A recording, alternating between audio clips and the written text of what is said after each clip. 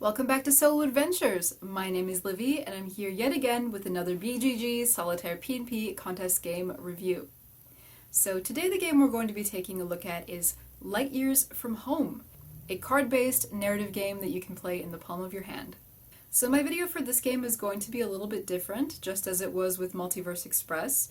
Since this is a narrative game, I will not be playing it on camera for you. I feel like a lot of the appeal of a narrative game is to go into it blind and really experience the story for yourself.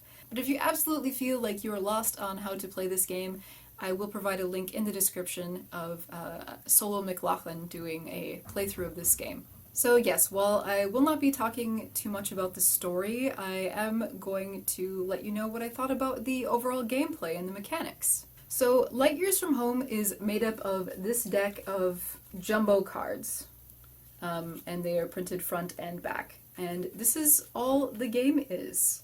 You manage the resources by seeing how many of them are visible on the cards in your hands.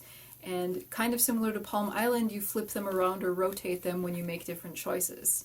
But unlike Palm Island, this game is all about the narrative. You could technically say that this is a game and it has game mechanics, but I feel like the actual gameplay itself is extremely light, and it's not particularly difficult to reach the win condition, in my opinion. What you really play this game for is for its story and for its interesting way that it develops its story. So when you play this game, you will read the card and then you will be faced with a decision. And depending on what you choose, depending on how many resources you have to spend, and depending on the way that some cards are rotated, you will rotate or flip other cards or spend or gain resources. What's interesting and what sets this apart from other narrative choose-your-own-adventure style games is that the consequences of your choices will not be revealed until later. So when you're playing this game, you might have a decision to make on this card, and it'll say, okay, so if you do X, then rotate this card around and put it on the back. And if you do Y, you can rotate card 17 to its C position and put this card in the back, or flip this card around and put it in the back.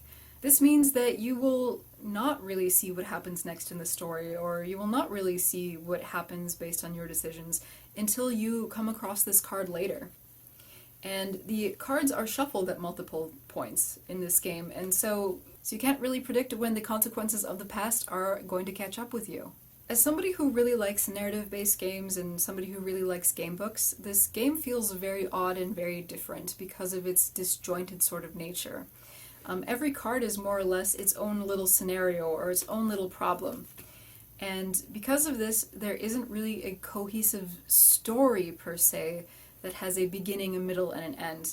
Now, there are some basic events that are going to help keep the story going, I guess. But in general, this is a series of episodes, and you deal with problems and then probably deal with them again when they pop up later in the deck. As far as the narrative goes, it's fine. As the title suggests, it's called Lightyears from Home, so it's more or less about you and your relationship with a colony that you're building in outer space, and that's all I will tell you about this game. But the narrative is not particularly strong. I would say that the story is the focus of this game, but there's nothing in this game that's really going to win any awards for its writing. I think the point of this game is to just explore and see what your decisions result in, and that it could also be that this game is really just the beginning of something much bigger. Much like Multiverse Express, how I thought that that was maybe just a trial of the system, I think that it could be that it might also be just a trial of this strange Palm Island game book sort of hybrid experience. So I enjoy the narrative aspects, I enjoy the general gameplay, I find it interesting that things are shuffled around and you never really know what's going to happen next. A kind of interesting thing is that since you flip the card around before you put it in the back, you might not even be aware of what events are the direct result of certain decisions that you made. Could be, as an example, that you decide that the colony needs to begin producing rubber ducks, and you flip the card and you stick it in the back, and the next event that comes up because of that might not be directly related So you might not even know that you are facing the results of that choice when you get there again, which I think is kind of cool. It always keeps you guessing, and it feels a little bit more realistic about how, in real life, you make a lot of little decisions that add up in mysterious, invisible ways sometimes that result in consequences that are unforeseen. I guess the thing I like the most about this game is just how different it is. I like game books, I like narrative games, and I really appreciate that this game tries to do something new. It tries to take a narrative game or a game book, which is usually hundreds of pages long, and condense it down into just this little deck of cards. And I just think it's neat and different. I feel like the system really opens up a world of possibilities for what you could do with a game like this. Now, I do have some points of criticism for this game. While the system is kind of interesting and new and different, I kind of wonder if it's ultimately the best vehicle for telling a story like this. I feel like the story that it's trying to tell might have been much better communicated over a more traditional game book, or maybe a more traditional narrative board game sort of format. The nature of the very small deck, and the fact that you're always going to have to be looking through it and reorienting the cards, means that there can never be too many cards, or it will just become unwieldy and awkward and just not really possible to manipulate with any sort of ease. This game also has very limited replayability. I think that no matter what you do, you will always get this same ending. Now, your decisions might be different, and the consequences of your decisions might be different, but no matter what, I think, I could be wrong, I think you always get the same ending. And this is different, of course, from a lot of game books that can have lots of different endings. And since this game, of course, doesn't really change and it's not very long, you will see all of the content in this game relatively quickly.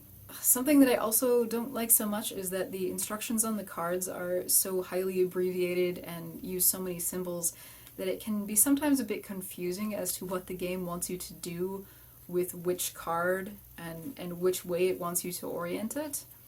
I did eventually figure it out in time, but I feel like the manual could have done a better job really spelling out what the different actions mean and what their results are. So all in all, would I recommend this game? Yes!